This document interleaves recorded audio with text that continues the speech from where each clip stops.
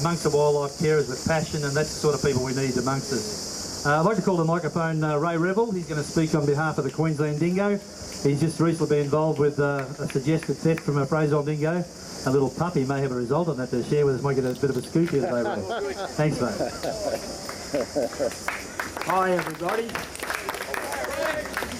I guess some of you know who I am. Some of you may not. I'm actually an ex-park ranger from Fraser Island, to go with it. What I'm going to talk about is not only Fraser Island, but we'll talk about the mainland dingo in Queensland. Our mainland dingo, well, they're actually suffering severely as well, not just Fraser Island. I'm not going to eat it. No, well, you really got it. Sorry. The mainland dingo is mainly suffering through human stupidity, and we call that our domestic dog. Some of us love our dogs, we keep them in our yards. Some of us don't give a stuff. We let them out in the bush. Now our mainland dingo is going to suffer because now we've got a hybrid dog. The hybrid dog is known as a wild dog, and what's happening there is it's actually giving our pure dingo a bad reputation as being the killer. Well, we all know that's false and it's a load of crap. But this government up here don't see it that way. They see the right thing to do is eradicate all our dingoes, and that'll sort it out. Well, that's bull. What we got to do is we got to convince the public, look after your dog, keep it in your yard. If you can't, don't get a bloody dog. Yeah. Our domestic dog has rights. Our dingoes have a bigger right. They're part of Australia. They're an important part of our environment. They're actually the top of the food chain. As soon as we start wiping these guys out, our whole ecosystem will start to crumble, if not already. Well, I believe it already has crumbled. Thanks once again. The only way we're going to sort that out is we're going to sort this lot out. We're going to nick them off. We're going to change it all around. And I know with Glenn and everybody else, they'll support what we want to do. We want to change the whole ecology of Australia. We want to put our environment first, not their shiny butts, but our whole environment first. Their agenda is their dinner plate is going to be full. Our animals are going to suffer. Not right. It's not right at all. I'm like Bob. I've been involved with Australian native animals all my life since I was 5 years old. I've been a carer for 50 years. Not just dingoes, I've lived with those, but all our animals. And it's only over the last 20, I guess, years, the dingoes have become a very major part of my life. I actually have a sanctuary up in Maryborough where I do have dingoes there. It's one of the only sanctuaries left now in the country that you can interact with those dingoes, come in, sit down and enjoy. Learn their behaviour and be taught what to expect out there.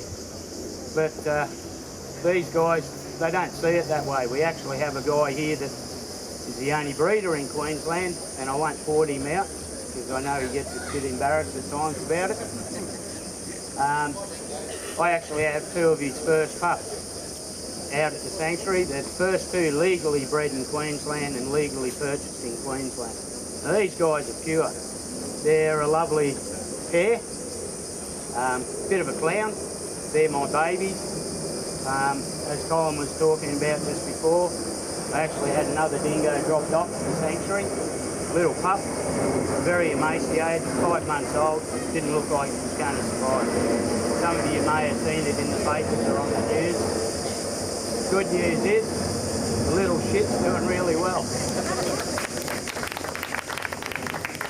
The even better news is, his bloody will stay and feed. I just got approval that he will stay with us. He was either going to stay with my sanctuary or he was going over to old mate over here. So either way, his life has been spared. There's a lot of hoo-ha about what he is and what he was. This week I'm actually doing a full public announcement on Friday, exactly what he is, but I guess we can slip. Well, he actually has FI marker in him. So what have we been saying to the government? The dogs have been smuggled off that island for bloody years. This government has said, no, bullshit, no way, can't happen. Oh crap, it can't happen. It's been happening. It's been happening for 15 to 20 years. They're coming off in vehicles that don't get checked, don't get inspected. They're in eskies, they're in their camping gear, they're everywhere. We've now proven the fact that they are off the island. Also, some of the dingoes off that island have also been brought up by government staff. I'm not going to say who they are, because I've got friends that are still rangers, so... Give me their names, I'll tell them. And I still have a lot of respect for some of those rangers. I mean, some of them have got to do their job. Some of us hate their guts. I mean, that's not really fair on these guys. Some of them are total whackers and aren't there for the right reason. They're there for this. And the glory that comes with it. And that little badge, you know, possum police, we can do what we like. Crap, you can. But yeah, I know, there's a few others here that know they've actually been smuggled off the island, and even to this day I wouldn't be surprised there's not a couple coming off the island today. That's just how naive this government is. There are 50 rangers sitting on one little sand island. What the hell? 50 rangers? Go over there. How many of you found one? You can't find them. When you need them, they're hiding. When you don't want them, they're harassing you. So it's not fair. I mean, I'm a ranger, ex-ranger off the island. I was there back in the late 70s to the late 80s. I did a job. I cared about the environment. I gave a stuff about the public that were there. I gave a stuff about education. These buggers up here don't give a stuff about education, they don't give a stuff about the environment, and they don't give a stuff about us. So they've got to go, and they will go. We're all positive they're going to go. One of the other things I want to do is I want to change Fraser Island. I want it back how it was. And that's going to take some work. A few of us have put our heads together and we're looking at a 10-year solid work plan effort. It can be done, it's not too late. But unfortunately we have about 20 breeding pair left on that island. Now, many, many years ago, and I'm talking way back in 1920, there was over 1,000 dogs on that island. You find that incredible? To today's number, below 100. We just hit below sustainability. These pups that are born over there now are now breeding at a very young age. Wrong. Shouldn't be happening. They're breeding early. We're not having the pup numbers that we should be having. The pup numbers this season, out of the whelping season, they're not there. They're not going to be there unless we turn it around. The only way we can do it is we all band together for the one reason. Get rid of them, get this new department in, make sure they stick to their promises. Colin's going to go through that door if they don't, and guess what? I'll be right behind him. Actually, I'll be in front because I'm a bit smaller. But like what Bob and everybody else has said, they're not going to give up.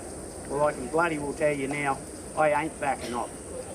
Even when I'm not here, and Bob will agree with this one, they're going to have to bury me bloody deep because I'll keep popping up at some time and I will give them the shit. Anyway, we're going to keep fighting for what we believe in. Australia is an important country. We're a most diverse country. We have the most unique animals, whether it's in the air, in the water, or on the land. They're all unique. No other country has the diversity that we've got. We've got to protect it. We've got to protect it now. And if we don't do it now, we'll damn we'll lose the lot and we have nothing to give our next generation of kids and their kids and their kids. This government said not long ago, and you probably remember it, if we don't do something now, I can't talk like she can, but I'll try. Anyway, if we don't do something now, the only place we're going to see these animals is in zoos and sanctuaries. That's bloody wrong. That's damn well pitiful. We shouldn't have to see them there. But these zoos and sanctuaries are here for a reason too. We want to breed and sustain the populations and put them back into the environment, and my sanctuary is going to be a big part of that. Okay, thanks everybody. Thanks, Ray.